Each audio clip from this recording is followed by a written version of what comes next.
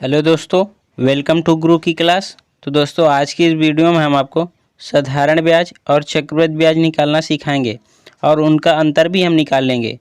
तो चलिए पहले हम साधारण ब्याज के बारे में समझते हैं। साधारण ब्याज बराबर मैं एक यहाँ पे फार्मूला भी लिख दे रहा हूँ आपको, लेकिन हम फार्मूला से नहीं समझेंगे, हम बहुत ही अच्छी ट्रिक के साथ समझेंगे, ठीक है। तो यहाँ पे साधारण ब्याज सिंपल इंटरेस्ट बराबर जो होता है पी मूलधन जिसको बोलते हैं प्रिंसिपल, आर मतलब रेट दर जो होती है, टी टाइम होता है जो समय होता है, बटे 100 कर देंगे। ये हमारा साधारण ब्याज निकालने का सूत्र होता है, ठीक है। अब यहाँ पे अगर मैं आप समझना चाहें तो मिश्र धन जो हम चक्रवृद्धि ब्याज में निकालते हैं तो ए बराबर पी 1 + आर बटे 100 की पावर n। अब देखो ए जो होता है वो हमारा मिश्र धन होता है। अगर मिश्र धन से हम प्रिंसिपल मूलधन घटा देते हैं तो वो हमारा चक्रवृद्धि ब्याज आ जाता है, ठीक है। कंपाउंड इंटरेस्ट जिसको हम चक्रवृद्धि ब्याज बोलते हैं, ठीक है, इसको हम लिख दे रहे हैं कंपाउंड इंटरेस्ट चक्रवृद्धि ब्याज, ठीक है।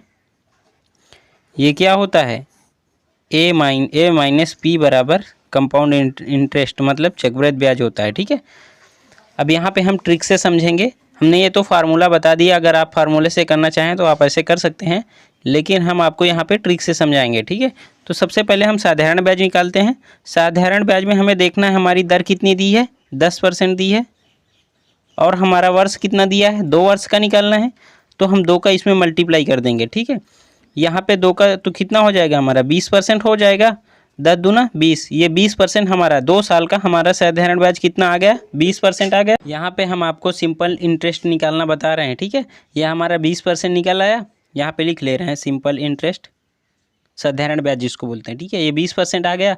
देखो सिंपल इंटरेस्ट मैं बता दूं आपको, जब कोई मूलधन होता है हमारा और दर जो दी होती है, दर हमारी कितनी 10% दी है, तो हमारा जो मूलधन है उसका हम 10% पहले वर्ष लेंगे और दूसरे वर्ष भी हम 10% लेंगे। वो हमारी साधारण ब्याज होती है। जो हर साल जितना दर दिया है हम उसी दर से हम लेते चले जाएंगे, वो हमारी साधारण ब्याज होती है। पहले वर्ष हमारा कितना है 10% है और दूसरे वर्ष भी हमारा 10% है, तो हमारा क्या हो जाएगा 20% टोटल आ जाएगा। तो हम 2 का गुणा कर दिए सीधा 10 में, तो हमारा 20% ही आ गया। अब मूलधन हमारा कितना दिया है, 8000 दिया है। अब इसका हम 20% निकाल लेंगे, 00 से 00 काट दिए, 8 दूनी 16, 1600। ये हमारा साधारण ब्याज निकल आया। आपको ये चीज़ समझ में आया, जितनी भी दर दी हो और जितना भी समय दिया हो उसका गुणा कर देंगे और फिर उसका जो भी मूलधन हो उसका परसेंट निकाल लेंगे, वही हमारा साधारण ब्याज हो गया, ठीक है। अब हम आपको चक्रवृद्धि ब्याज बता दे रहे हैं। चक्रवृद्धि ब्याज में हमारी दर कितनी दी हुई है, दर हमारी 10% दी है और मूलधन हमारा कितना है 8000 है। तो यहाँ पर हम कंपाउंड इंटरेस्ट लिख लेंगे और 8000 देखो कंपाउंड इंटरेस्ट निकाल रहे हैं, ठीक है। 8000 हमारा मूलधन है और मूलधन हमारा दर रेट कितनी है, रेट हमारी 10% है और 10% 2 साल का निकालना है ना। तो यहाँ पे हम इसको पहले वर्ष, ये हमारा फर्स्ट वर्ष है, ठीक है, ये हमारा सेकेंड वर्ष है। तो फर्स्ट वर्ष इसकी हम 10%, 8000 का 10% करेंगे, 8000 इसका 10% करेंगे, कितना आएगा हमारा 00 से 00, ये हमारा 800 आया। तो पहली साल हमारी सिंपल कंपाउंड इंटरेस्ट ब्याज कितनी निकली, 800 निकली, और दूसरी साल भी हमारी 10% है, तो दूसरी साल भी हमारी निकल आएगी। अब देखो यहाँ पे आपको समझना है, चक्रवृद्धि ब्याज में आपको यही समझना है, ब्याज के ऊपर ब्याज ली जाती है, ठीक है। साधारण ब्याज में तो सिंपल सा बोल देता है, जिस हिसाब से हम वही हर साल लेते चले जाते हैं, लेकिन चक्रवृद्धि ब्याज में आपको ब्याज के ऊपर ब्याज लेना है। तो यहाँ पे हमारा 800 निकला है पहले वर्ष का। अब जब दूसरे साल हम जाएंगे तो इस ब्याज का भी हम 10% लेंगे, तो इसका हम 10% करेंगे तो हमारा 80 निकलेगा। ये अब हम तीनों को जोड़ लेंगे, ये हमारा चक्रवृद्धि ब्याज आ जाता है, ठीक है। तो हमें समझ में आया, चक्रवृद्धि ब्याज में हम ब्याज का भी ब्याज लेते हैं। पहले साल हमने देखो फिर से समझ ले, ये हमारा मूलधन है। अब मूलधन का हमने 10% किया, 10% दूसरे वर्ष किया, तो हमारा दोनों 800 निकल आया।